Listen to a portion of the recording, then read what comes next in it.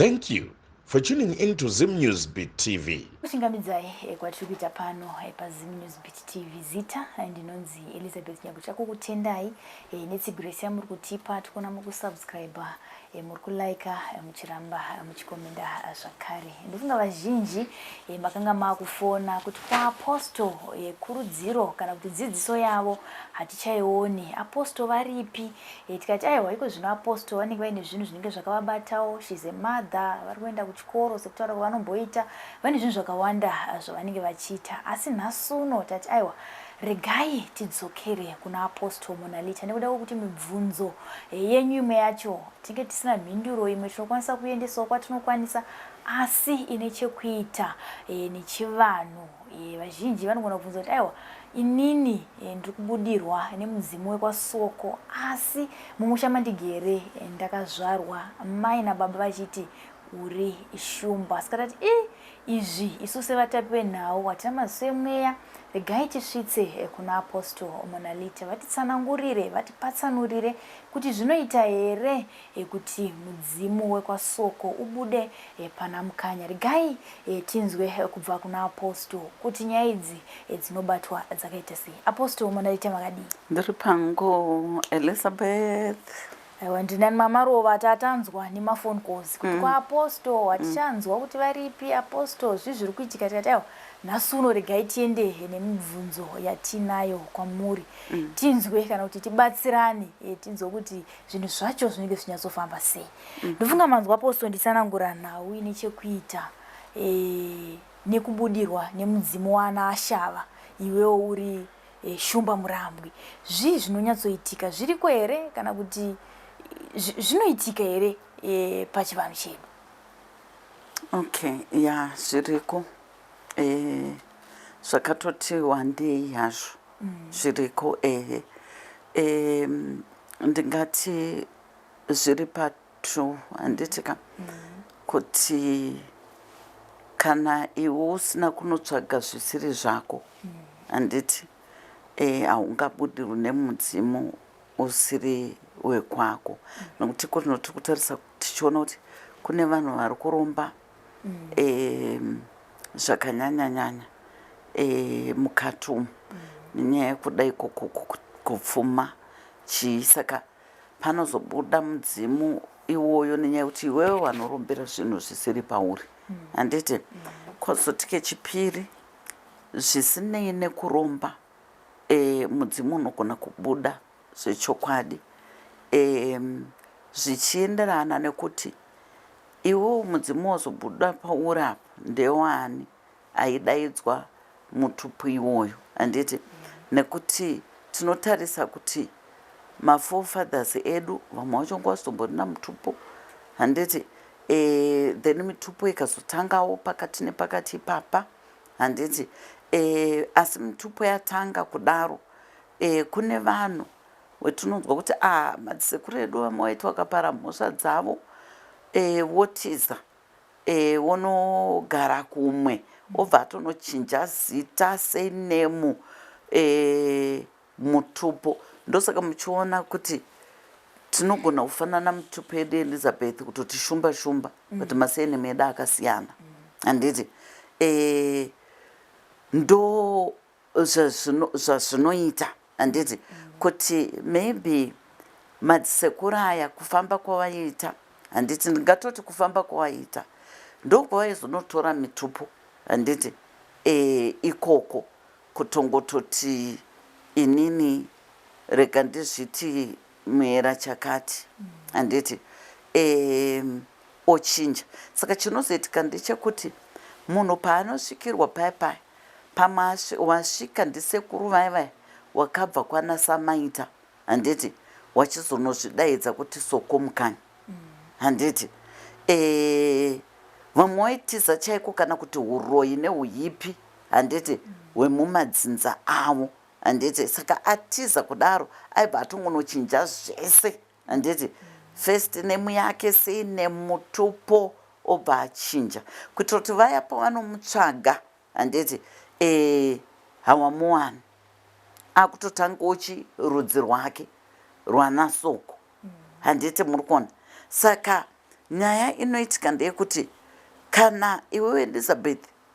wasvikirwa unogona kutosvikirwa nasoko handiti kana kuti unogona kuchisvikirwa nambizi kwakatizwa nasoko kwekwe handiti ndobuda tateguru mbizi kana wabuda wari mbizi uchidaidzwa soko handiti vanosanwa kuti vatsanangure kuti ndisekuru wapi handiti wazoita mbizi uye ari soko pakuti saka vanosanwa kubva vapatsanura handiti kuti aiwa inini chinyi ndiri muerambizi tiri vaerambizi dzinza redu uyu handiti akazodai akadai akanotumidza kuti muera soko saka munochiziva saka paya pakusumira toti pakusumira iwewe wakutosumira mitupo miri handiti kwasoko nekuti ndoko wakatokura uchitonzi muera soko handiti then wosumazve kwanasamaita kumatateguru ani ako hapana chakamboipa ipapo handiti kozoita zvekuti kune madzimbuya handitika varoorwa vakaroorwa nanasekuru veduko handiti waiyeroka mitupo yavo yakasiyana siyana vanogona kudzoka nhasi wotogara pandiri handiti wotorondedzera kuti ndandakaroorwa naningi handiti ndiyanga ari murume wangu then vanhu vokama vanokwanisa kutoziva kuti zveshuwa handiti then wochitaura kuti aiwa ndauya pachizukuru changu handiti nokuti matateguru edu handiti madzimbuya wanga wakaroorwa nemadzisekuru ani edu saka vanototaurawo mutupo wavozve wekwavo kuti ndini muera mbizi ndini muera hungwe ndini muera nyati handiti vanotaura saka ndizvozvo yes funga tinonzwa vamwe apostoli vachitoti musandidaidze mutupo wangu pakazara vanhu ndikuonei kunditi manjenjenje pakazara vanhu ndinoroyiwa tingati mitupo ingashandiswa here pakuroya munhu kana kuti apostoli yes mutupo inoshandiswa pakuroyiwa kwemunhu asi inini ndinongoti aiwa anzi mushonga unobata pane chironda kunotyei handiti nekuti kana iwe uchizoti unogara wakachena hauna vanhu unotadzirana navo yes vanhu vangade kuedza handitika nokuti tiri vanhu handiti asi hazvisiri izvo zvingakuwisira pasi apa kuti midzimu yako igobvuma kungoti munhu usina chawatadzira ototanga kutokufambira nenyaya yekuti anotoziva kutoti Elizabeth anonzi Elizabeth chakati anoera nyati soko ndo mutupo wamai wake nababa wake zvotoita ingadai tisisiko aiwa ingadai tisiko ingadai takapera handiti saka hazvishandi kana iwewe uri munhu anogarisana nevamwe vanhu zvakanaka yes ndofunga apostoli tiri kuona mazuva ano pamatv apa pamasocial media platforms vanhu vazhinji vari kuzopedzisira vaenda kumadna test zvichida mwana anenge atoo nemhuri yake haasati anyatsoziva kuti ndiri soko here bhozi mukukura nokochinzi uri shumba iwewe but iwo wakagara pasoko zvonetsa utozosvika pakutoo mhuri yake kana zvichida vabereki vese vashaya ozoda kuzvifambirawo akura kuti achiwanawo mutupo wekupa vana vake tingati here zvinokanganisa raramo yevana vachazvarwa kumashure mushure mekunge usina kuudzwa kudzinza rako chairo zvingava nekukanganisa here kana kuti ndogona kungoti sezvo mai vafa vasina kundiudza vakandiudza kuti uri kwasoko kwacho kuti unenge uri wekwanzou madna zvida kubuda uri mwana kana wekwamiera mbizi zvingakanganisa here kuti ndingosarudza angu mutupo wanda kutanga kuzvitumidza ini nemhuri yangu tichienda mberi nedzinza okay chinoitika ndechekuti iwe utori nedna yedzinza rani rako handitika saka nyaya inoitika ndeyekudai inini ndinokurudzira zvangu kuti iwoyo mutupo wekwamai wakatongonaka wakadaro handiti and uyezve zvakare ikoko kwacho kwawambokura uchitodaidzwa ikoko iwewe ramba uchitongodaidza mitupo ipi iyoyo asi chinhu chinoitika kune vamwe vane midzimu yavo yakasimba handiti handitoti dzimu rinoteera ropa ka vane midzimu yavo yakasimba chaizvo chaizvo inobuda yototaura kuti nini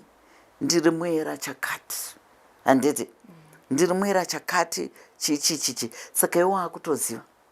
saka tinenge tichiti wakakurera waya haubva wawarasi handiti unotorambawo uchipembedza kuti ana soko ndimika makarera nherera inei handitika newe kwamai uchiwapembedza handiti kuti zvinhu zvako zvikufambire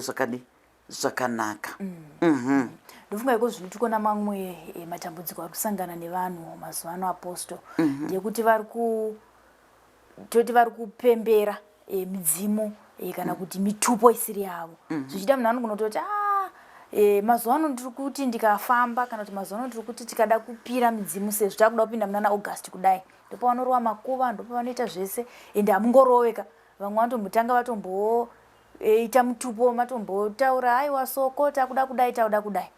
kune zvakare vamwe aposto vari kuita dambudziko rekuti vanozoti vapedza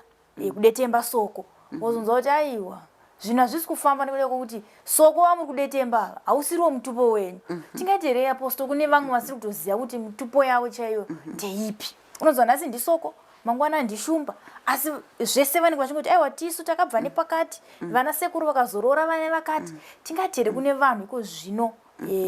nguva ino vari kurarama vasingatozivi mutupo wavo chaiwo vari kungodetemba mitupo yese zvikuzoita kuti zvinhu zvavo zvisavafambire zvakanaka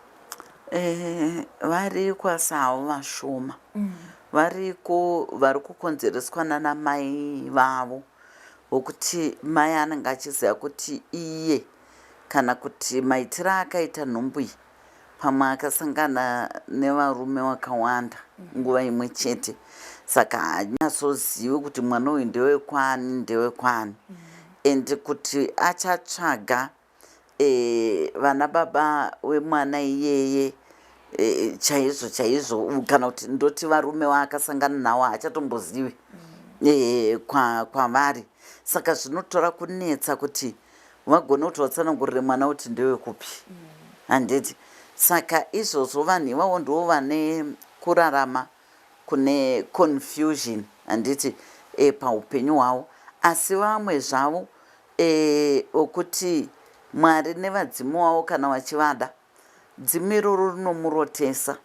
rinomurotesa kune wakawanda wokuti anogona kuti inini ndinogona kurota nguva zhinji ndichitotamba netsoko handiti kana kuti dzichinditungamirira nzira ndichiita ndiri kurasika dzonditungamirira nzira kana kurota shumba kana kurota munoziva mhuka dzimwe dzakangosiyana-siyana ototi saka kana kuti ndakazonobvunzira ndikatozonzi ndo mutupo wako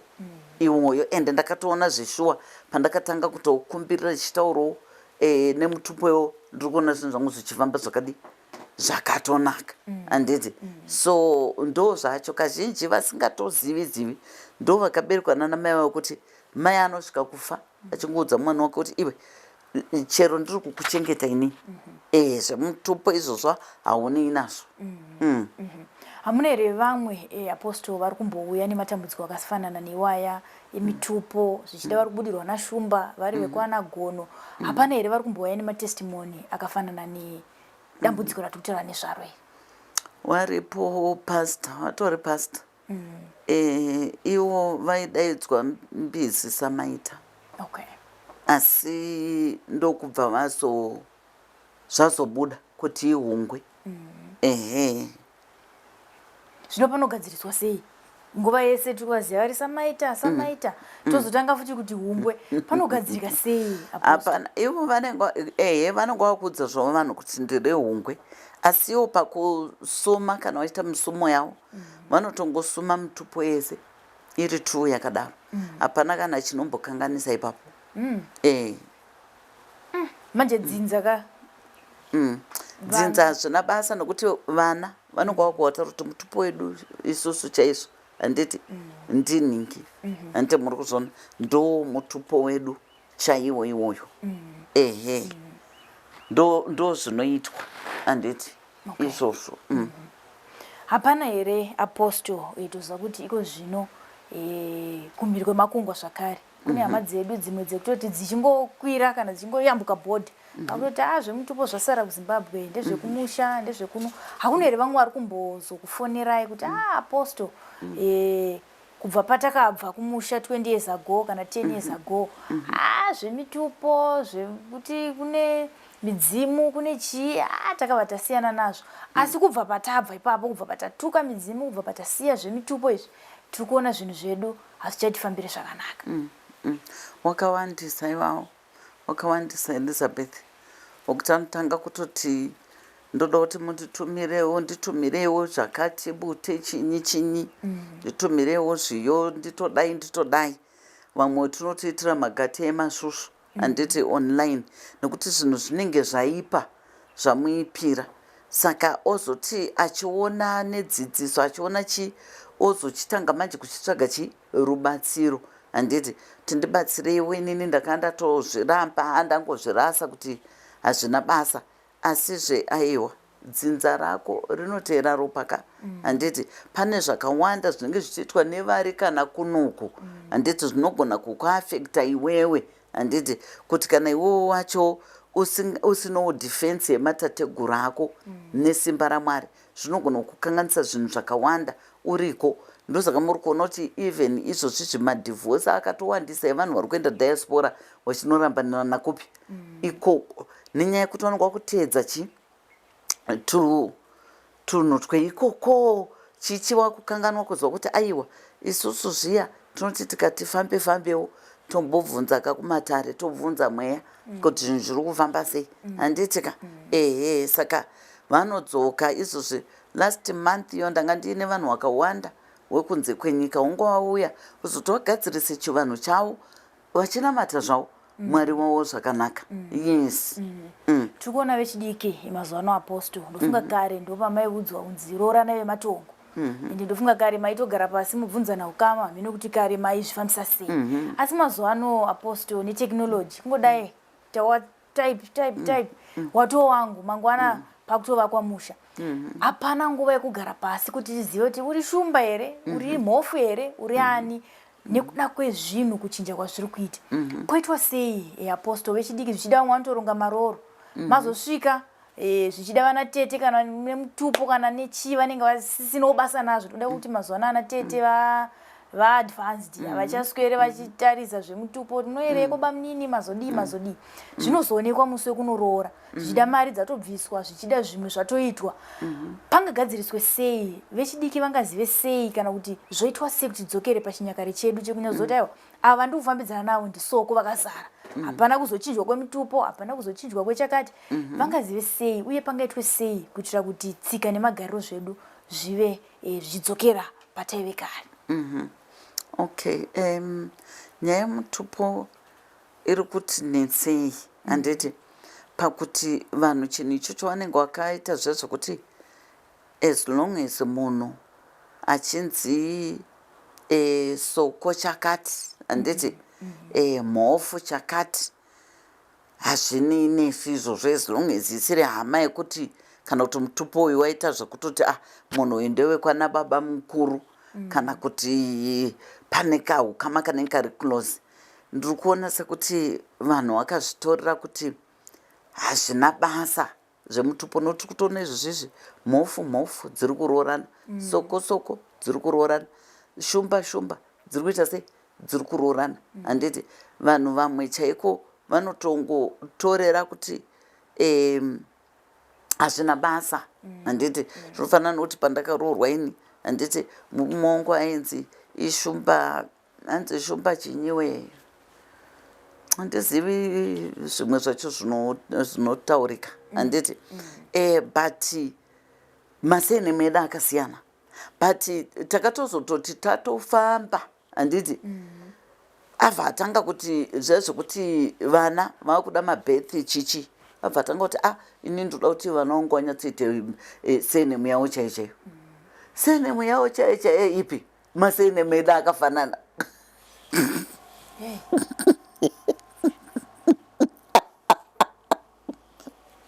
handi muri kuona so zvinhu izvozvo zviri kutoitika handiti vanhu vatoroorana vane masenemu akatofanana handiti Though iye akanga achishandisa imwe surname yekwana mai wake handiti, asi akazoti aiwa inini ndikuda kuti bhozi tozotodiscover kuti even mabrothers ake wanga wagara watogadzirisa masurname avo handiti, watora masurname ekwababa wavo, but hazvina kuti affecta because hadzisi hama dzedu iso handiti, kungofananawo masurname but hadzisi chinyi, hadzisi hama dzedu. Tichitarisawo nekwawakabva nako, history yemaforefathers avo kutoti we are totally different handiti. Saka izvozvo zviri kuwanikwa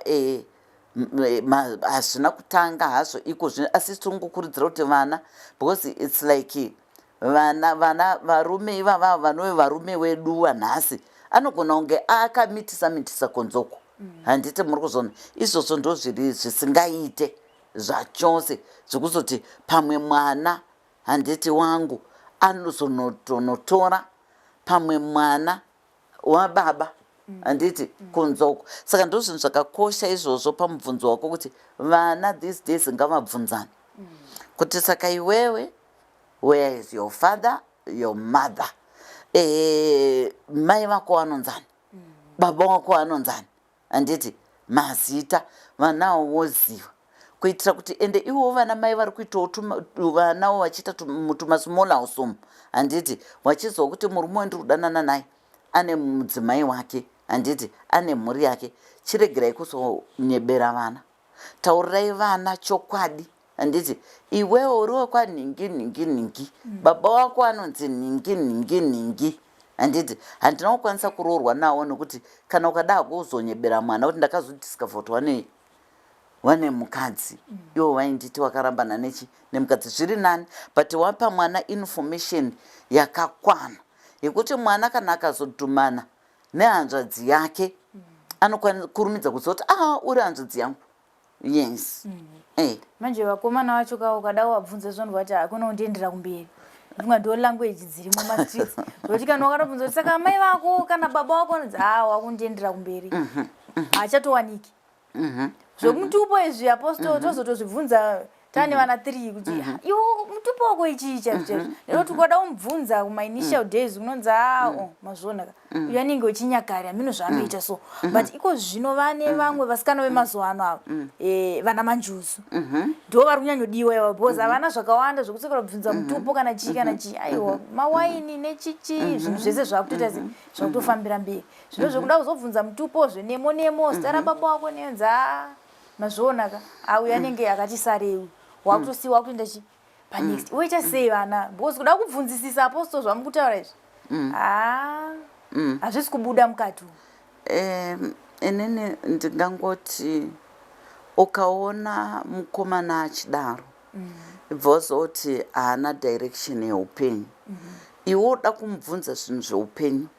ibvoziva kuti iye ada kukurumidza kuda kuita zvinhu zvaari kuda kuita sei kuita, haasi munhu ari kutarisa upenyu kumberi handiti. Saka iwe ukaona aramba, kana uriwo mwana anobva kuvanhu, aramba kutaura mutupo wake nemazita evabereki vakewo chichi, nekuti hapana pemunotanga kumhanya kunoroorana musina kuenda kunoonekwa kumba. Hakuna akuti miraka, hakuna akuti regera handiti. Iwewe chiregera vari kuita zvemidzimu yavo wachinamata mwari wavo, waite sei wateedzere izvozvo, kwete kuti uzomhure kuti aiwa ndezvemweya yerima nhasi uno vanhu vakangounzirwa doctrine namarangi handiti, nanhasi mapostori ekwamarangi vanoshurwa musoro handiti, nanhasi mapostori ekwamarangi vanoita mabarika avo vanodii, nanhasi mapostori ekwamarangi havaendesi vana kuzvipatara, but vari kuti tinonamata mwari handiti. Saka isusu tikangoziva kuti aiwa pane dzinotambika uku asi tese tichizodzoka pamberi pamwari handiti, pane zvinobhilivwa uku but tese tichidzoka pamberi pani, tichidzoka pamberi pamwari. Ndofunga dai hondo isi kuvarungu vakangwara vakakanda zvavo bhaibheri ravo riyari vakati aregera vakangwara vachadzamisa pfungwa ende vachinamata vachikumbira kuna mwari kuti wazive chokwadi chiri mubhaibheri kuti zvimwe zvinhu hazvisi zvedu zvitori mwemwe handiti isusu chedu kutorawo mavhesi anodzorawo vanhu achitendeutsa vanhu muzvivi nekuteedza mukada kutarisa mitemo ine gumi yakatokwana yakadaro ukangoona paipai uchiteedza mitemo ine gumi ipo paipai ndiwe munhu uri kunamata Mwari pachokwadi but ukaona pamutemo ine gumi usipo then wozotuka zvemidzimu izvi urutozvinyembera bhosi pamutemo ine gumi midzimu iripo zvakanzi kudza baba namai mazuva ako awandichi panyika ndo maancestors edu aitaurwa handiti kuti tikudze pasina izvozvo hapana handiti so ndizvozvo ndizvo mune muchitiparidzira ka every Sunday tukai midzimu hakuna midzimu madhimoni hakuna zvekunzi kurova makuva izvo zvitatasana August kudai ndimunenge muri number 1 kumafamily group uko ndimene toti zviyo zvaita here vane dombo ragogo veititi asi kana mauya kuchechi Sunday isusu vacho vatende takuti tonge tisu tiri kurovererwa pachipiyaniso hakuna zvakadaro ukangozvita chete zvoti kana ukatoenda kuchechi after wabva kunoisa tombstone ramai vako ndarababa vako ungochingozwa kuti pane zvandaita zvandatadzira Mwari asi mimi behind our backs muri kuenda muchinoita izvozvo mapedza zvakare motiparidzira hakuna zvakadai zvemutupo ndezvekare mukatedzera izvozvo here zvichida zvinotoita kuti mumwe munhu atozopedzera ati reganisiyani nazvo vamwe vachatowanike kuma-family functions vamwe vachatowanike ikoko kuma-tombstone unveiling havachatowanike nekuda kwemharidzo dzatiri kupiwa nemi vanhu vaMwari panogadziriswa sei apo tinoda kuti tikutoona kuti vamwe vanhu vari kutorasika mugwara retsika nemagariro echivanhu Elizabeth ipapapo ndingapataure ndichiti iwewe Elizabeth ukangozwa kuti pawakabuda mudumbu ramai wako wakabuda uri 1 handiti zvawakabuda uri 1 uri kufamba wakura uri kutokura uri kuenda mberi handiti une zvakawanda zvimwe zvawatosangana nazvo sofa mukurarama kwedu vanhu handiti une zvakawanda zvawasangana nazvo kana mumachechi awakada kumbozama kuda kutoenda ukazopedzera kuti inini kandibude rikandiende uko handiti kandibude rikandiende uko handiti kana kuti kandibude ndinamati ndiri mumba handiti ka right zvabudikidza nekuti pane zvakawanda zvawasangana nazvo zvouri kuona inini chinhu chandinoda kutaura panyaya iyi ndechekudai kuvanhu vese vari kuenda kumachechi handitika ukangoziva iwewe kuti mufundisi aripo nekutiparidzira hehe zvaari kutiparidzira endi ane doctrine rake raari kuda kuti isusu titeedzere but inini kana ndazodzoka kumboko ndine zvandiri kusangana nazvo kai handiti zvirikuda kutogadziriswa zvekuti ndanzwa nekunamatirwa musoro chetongo chazvimba ndichinamatirwa kuchechi handiti but hazvina solution yezviri kundipa ndoita sei nokuti kana ndamumba mangu ndatarisana ini ndega kana kuti nevana vangu kana kuti nemudzimai wangu kana kuti nemurume wangu hamusisina mufundisi mumba handiti wawega iwewe mumba handiti ndopaunosanwa kuti uchione chokwadi ndingati wakufesa reality handiti yekuti zvazvichiparidzwa zviya zviyezvi zvineine situation yauri kusangana nayo yoda kugadziriswa handiti zvazvichiparidzwa zvezviya zvinokurambidza here iwewe handiti nekuti mufundisi uyu haasi kuzokupa iwewe mota yekufamba nayo iwe mufundisi haasi kuzokupa iwewe pekugara mufundisi haasi kuzokupa iwewe chikafu akuparidzira chete kuti vanhu shandai handiti iwe uruda kuzamba rutoona kuti pane mhepo dziripo dziri kutobloka waisa maCV haupindurwi wazamawo wadaidzwa nevamwe pari kutowanikwa nevamwe mari iwe unobvepo usina kana sendi ndopawakona kuti aiwa zvinhu zvangu izvi zvaakuda kuti inini ndimbofamba ndigadzirise upenyu hwangu handiti wotofamba paipai wakutonoudzwa imi zvakadai chiita iso wotoona upenyu hwatoshanduka hazvikurambidzi kuenda kuchechi enda unotiwo ameni imomo panonzi paipai mudzimu chakati iwe usati ame nyarara nechemwoyo unonyepa mufundisi handiti nechemwoyo inini ndo zvinhu zvandakapedzisira ndakuita Elizabeth kuti kuchechi aiwa ndinoenda asi ndikanzwa pari kutukwa midzimu ndinoti aiwa manyepa mufundisi imi ipapo pamurapo muri kutoparidza nemudzimu handiti siya arotomuka achinda handiti enda kuchechi hatirambidzi vanhu kuenda kuchechi enda but kunewo machechi asingatotuki midzimu ko vadii kungoenda chechi isingatukiwo mudzimu handiti enda chechi dzisingatukwichi mudzimu wononamata handiti mwari wako handiti zvinotofamba zvichienda zvakadaro as long as usina chakaipa chauri kubata kuno kumba handiti uchienda kuchechi handiti uchinonamata chi mwari wako uchidzoka kumba handiti ini mazuva ano ndikutoenda kuanglican kumethodist ndikuenda kuchechi chandisi kuda handisi kuda kuvhura sangano rangu nekuti pandakavhura handiti masangano iwayo kubhulawayo nemuno mweya wakazonditi mira handiti mira udzidzise vanhu kuti kunamata kuita sei wona vanhu vavari kuungana nenyaya yekuti muchipedza sevhisi vari kubva watanga kukumbira kuti kumba hakuna kana chekubata izvozvi ndaitokumbirawo mari yekuti nditange musika ndina vanhu vakawanda muno muHarare muno nekubhulawayo wandakadzidzisira vana vavo wandakavhurira zvimisika handiti ka zvekutengesa mbatya kutengesa chikafu you see things like that ndine vanhu vandakaendesera vana kuchikoro handiti saka mweya wakazonditi no vanhu ava havasi kuya iwewe watowo mwari wavo handiti watowo mwari hawasi kunamata inina mira vhara handiti ministry idzi handiti saka zvaindinetsa kuti zvino ministry kwanga kwaane vanhu vakawanda kudai ndodi ndoita sei handiti pakauya lockdown ndikati mwari maitai ndochibva ndachimira pano handiti ndochiita online ndichidzidzisa vanhu ndichienda nevanhu kumaprayer mountain tononamata tichidaro handiti saka ndo zvandinoita izvozvo ndikutoendawo mamwe machechi handiti ndichinonamata handiti ndodzoka zvangu ndoita basa rangu handiti pano chiita basa ramwari ndichidi hazvinditadzisi kuita basa rangu nokuti ini ndakawaudza watungamiri wemachechi aya pandaenda ndinotowataurira kuti inini ndatogara amaina apostle ende hazvichachinjiki nokuti ndozita handiti rakatoenda mbiri ende nanhasi ndichiri kungonamatira vanhu vachipona handiti ndichiri kungoita mabasa angu amwari nematateguru angu vanhu vachiita sei vachipona handiti saka ndo zvacho wakanditi hapana chakamboipa chakaipa chekungoti tozoti kana kuti musi wemunoparara takuchiona pakutonzi aiwa imwe wechechi mindai uku handiti endai uku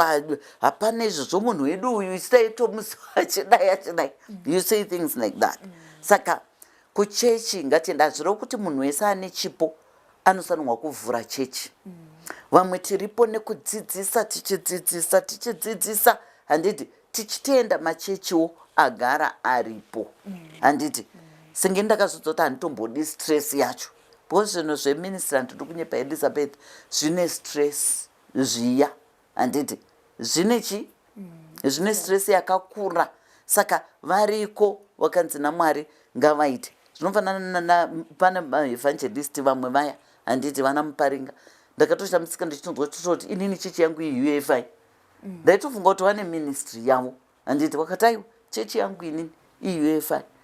handiti ndakatotaura naprofit ndinopota ndichienda maybe after 2 months ndoenda handiti kuchechi asi wakanditi famba nebasa rako reuvhangeri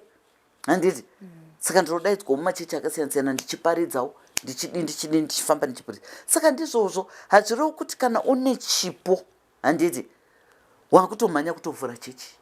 aiwa ndosa muri kuona kuti machechi twawanda nenyaya kuti munhu akangotaura nendimi chete akutofunga kuti next thing kuvhura chechi kuvhura chechi handizvo. Yes. Aiwa, tinotenda Apostle. Ndofunga chipendera kune here vamwe chida vamwe vari kunze kwenyika vanogona kuzoda kubatsirwa nemi vanokubatai kupi? Okay, vanondibata panhamba idzodzo dziri kubuda pascreen. Ndoda kutaurazve ndichiti ndine TikTok page yangu, YouTube, Facebook, handiti vanongosecha for Apostle Monalita. Or ku Facebook, then ku YouTube, it's Lioness Monalita, and it's Woman King. Then ku TikTok, it's Lioness Mona, Woman King, at Prophetess Mona. Okay. Yes. Okay. Aiwa, tinotenda Apostle. Ndofunga mazvinzwira kubva kuna Apostle Monalita vangava nemibvunzo yakasiyana-siyana kuti zvingaite here kuti ndiri shumba ndobudirwa